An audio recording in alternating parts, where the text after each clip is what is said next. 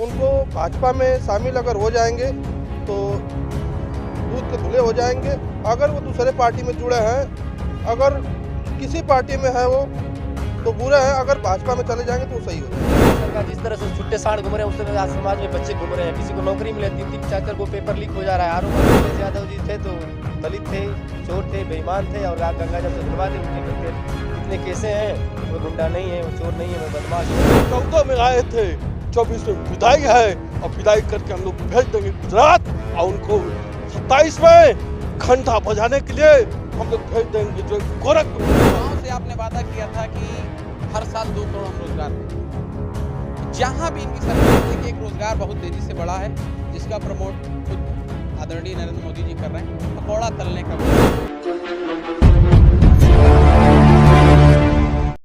तो मैं ये बता देना चाहता हूँ आपके चैनल के माध्यम से कि हमारे राष्ट्रीय अध्यक्ष जी जिनको चुने हैं, बहुत अच्छे के लिए चुने हैं। ये भाजपा के लोग कहते हैं उनको दबंग और कुछ गुंडा टाइप के बताते हैं। उससे जोड़ कर देखा जाता है अब जालन सारी जी को। लेकिन कहीं न कहीं आपको बता दें, आपके चैनल के माध्यम से पूरे जनपद वासियों को बता दें हम कि वो एक गरीबों के मसीहा हैं और गरीबों के साथ चलने का काम करते हैं हमारे आदरणीय सांसद जी। लेकिन देखा ये जा रहा है कि जो रिकॉर्ड है इनका, जो एक क्रिमिनल के नजरिए से देखा जाता है, बार बार जो है कि जेल का दरवाजा दिखाया जाता है, बार बार जो है कि प्रशासन ईडी व्यवस्था इस तरीके से भी पूर्व में भी देखिए जो है अब जालन सारी जी का पूरा जो है कि तहस नहस किया गया। तो तहस नहस किया गया, यही इनकी नीति है कि जो सही है उसको तोड़ करके उनको भाजपा में शामिल अगर हो जाएंगे तो दूध के धुले हो जाएंगे। अगर वो दूसरे पार्टी में जुड़े हैं, अगर किसी पार्टी में है वो तो बुरा है, अगर भाजपा में चले जाएंगे तो सही हो जाएंगे। यहाँ तक कि राष्ट्रीय अध्यक्ष जी को भी समन दिया गया है ईडी का, सीबीआई का, कि इनको डरा धमका कर किसी तरह से चुनाव में रोका जाए।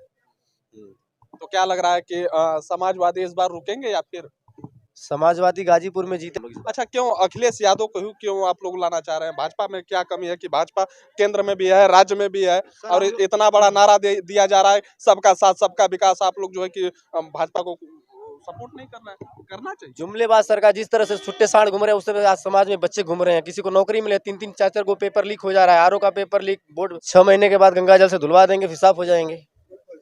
वो भी अखिलेश यादव जी थे तो दलित थे, चोर थे, बेईमान थे और गंगा जल से धुलवा दे। उनके कितने केसें हैं, वो गुंडा नहीं है, वो चोर नहीं है, वो बदमाश नहीं है। सरकार जो है पेपर लीक सरकार है। आज तक सरकार जो है कोई परीक्षा नहीं करा पाई। मुख्यमंत्री नाकाम निकले हैं, प्रधानमंत्री झूठ बोलते हैं। 2 करोड़ नौकरी किसको मिला बता दीजिए आप, किसको मिला 2 करोड़ नौकरी? ये खाली अडानी अंबानी को जो है पैसा कमाने का जो है जरिया है। पूरा देश की संस्था को बेचकर आरक्षण और संविधान को खत्म करना चाहते हैं। हम लोग संविधान को बचाने के लिए एक एक खून का कतरा देने के लिए समाजवादी पार्टी तैयार है। और 24 में अफजल अंसारी, गरीब, मजदूर, दलित सबकी आवाज है। यह मोहम्मदाबाद में जो है, देखे मोहम्मदाबाद में जहां पर 1,24,000 वोट किसी दल का है, वहां पर 45,000 से जीतकर झंडा गाड़े हैं। क्यों गाड़े हैं? क्योंकि ये गरीबों की सेवा करते हैं। कोई जाता है तो वहां पर खाली हाथ नहीं आता है, उसका काम करते हैं, फाइट लिखते हैं, फोन करते हैं और काम कराते हैं। अफजल अंसारी साहब का परिवार हमेशा गरीबों के साथ रहा है। जखलियां जो है यह वीर अब्दुल हमीद की धरती है। अफजल अंसारी जीतेंगे और उत्तर प्रदेश नहीं पूरे देश में भाजपा हारेगी। पंजाब, महाराष्ट्र, मध्य प्रदेश, उत्तर प्रदेश, मणिपुर का कांड देखे आप। महिलाओं को जो है, हमारी माता बहनों को जो है नंगा घुमा गया देश। लेकिन वही सरकार बेटी बचाओ बेटी पढ़ाओ का नारा दी है और ये भी कहा जा रहा है कि भाजपा के जब से भाजपा आई 2014 में, तब से नारियों का सशक्तिकरण जो है कि बढ़ा दिया गया, नारियों की सुरक्षा बढ़ा दी गई।